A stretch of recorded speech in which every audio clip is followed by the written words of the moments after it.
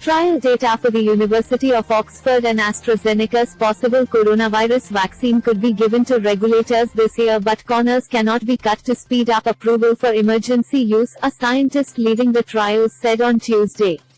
The Oxford vaccine produced an immune response in its first human trials, underlining its position as one of the leading candidates in the race to combat a virus that has led to hundreds of thousands of deaths and crippled the global economy. It is just possible that if the cases accrue rapidly in the clinical trials, that we could have that data before regulators this year, Andrew Pollard, director of the Oxford Vaccine Group, told BBC Radio of progress in larger, late-stage trials. Then there would be a process that they go through in order to make a full assessment of the data. The trials hit the headlines earlier this week when the Financial Times reported the Trump administration was considering fast-tracking the vaccine for use in the United States ahead of the November 3 presidential election.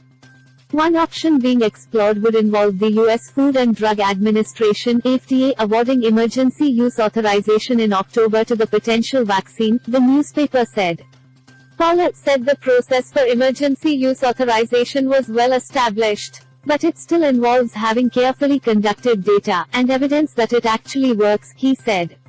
The Financial Times reported that Washington was considering basing emergency approval of the vaccine on just a small UK study of around 10,000 people. Pollard, the chief investigator of the global clinical trials of the vaccine candidate, said AstraZeneca would take the data to regulators once the scientists were satisfied with it.